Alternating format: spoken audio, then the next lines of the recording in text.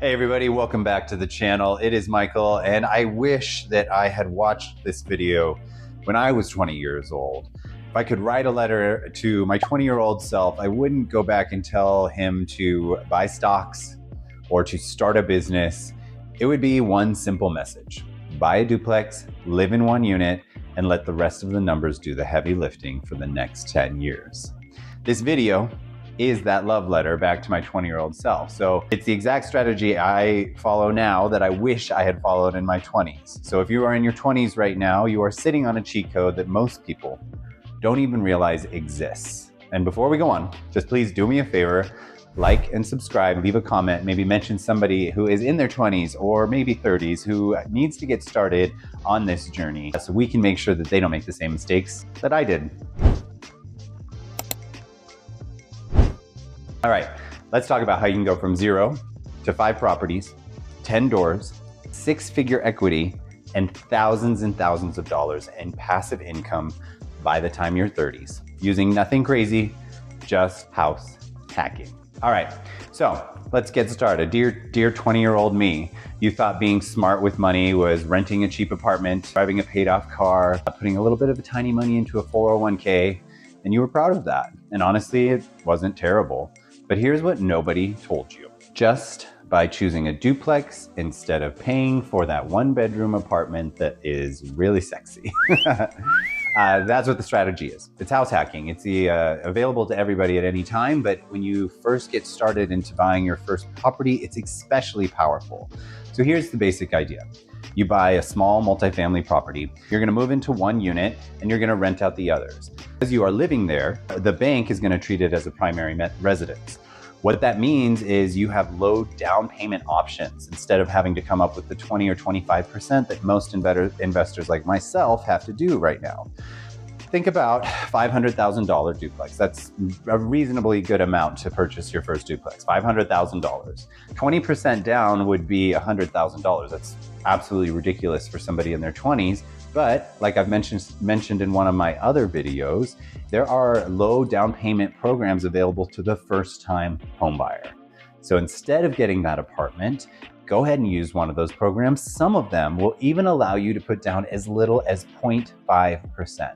To just do some real quick math with you, 0.5% on a $500,000 duplex is $2,500. That's not that much money. I found a way to get $2,500 when I was that age because I wanted a tattoo. So I wish I'd bought a duplex instead. And here's why this matters.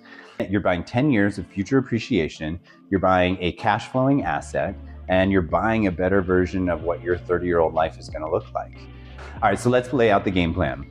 You buy your first duplex at 20, right? You put that 0.5% down, maybe you've even got 5% down, which is $25,000, right? You get that first duplex, you live in there, and then you rent out the other unit. You save, you learn, you stabilize the property with rents, and by 22, if you have just saved another $1,000 per month for the next 2 years, you'll have that 5% down necessary to purchase your second duplex. And then you do that again at 24, 26, 28.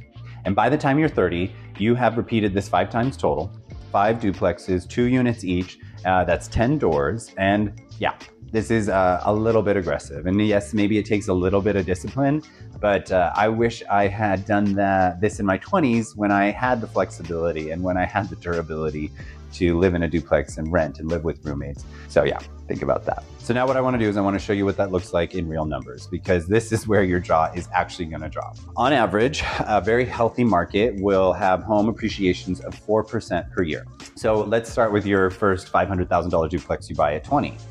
At 4% a year, after 10 years, that same property is worth around $740,000. All in all, by the time you're 30, you are sitting on roughly about $682,000 worth of equity. This doesn't even include what you've done in your savings accounts or checkings accounts. This is just by simply buying duplexes, renting them, living in them.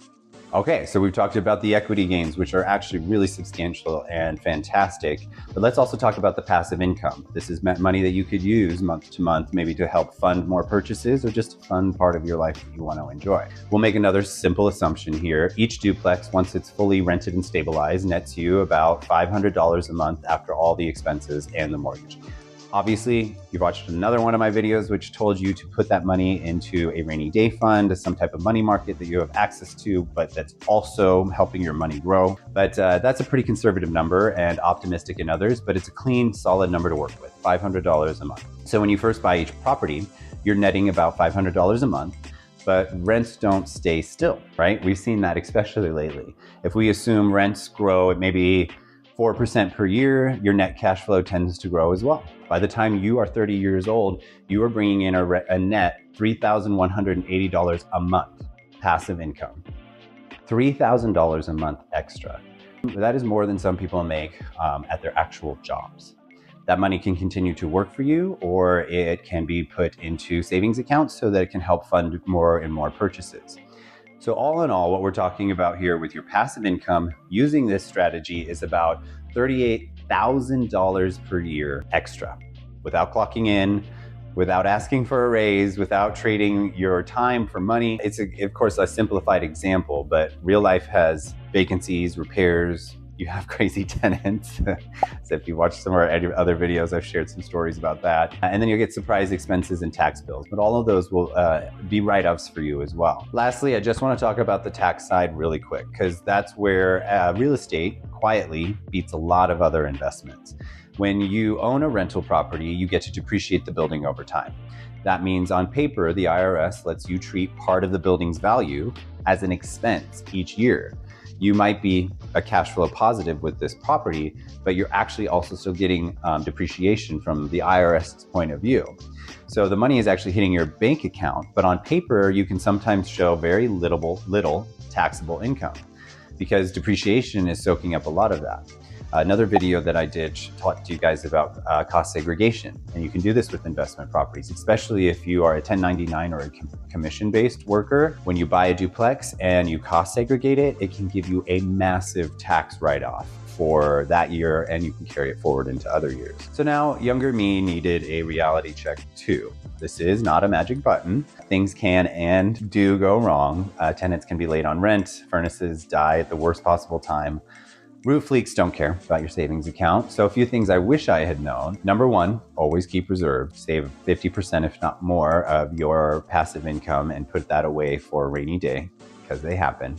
And if you're house hacking, aim for at least 3 to 6 months of expenses per property sitting in cash, right? Number two, don't stretch yourself to the edge of your personal bills.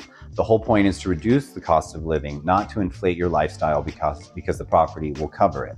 And number three, buy in areas with real demand. You want places where people actually want to live, not just the cheapest property that you can find. All right, number four, treat it like a business. Screen tenants, use written leases, do background checks, document everything. If you do that, you'll still have headaches from time to time, but you'll also have something people in their 20s have never built. Okay, so why does this matter so much in your 20s? Your 20s are when your time is your biggest asset. You've got probably lots of it.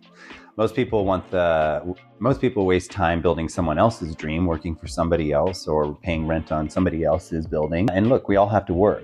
We all have to start somewhere. But while everyone else is just kind of renting and waiting for someday, you could quietly be stacking doors. So here's what I would say if I had the 20-year-old version of me sitting across the table right now. The first thing I would say is get rid of that rosary and the lollipop. The second thing I would say is you don't need a perfect plan.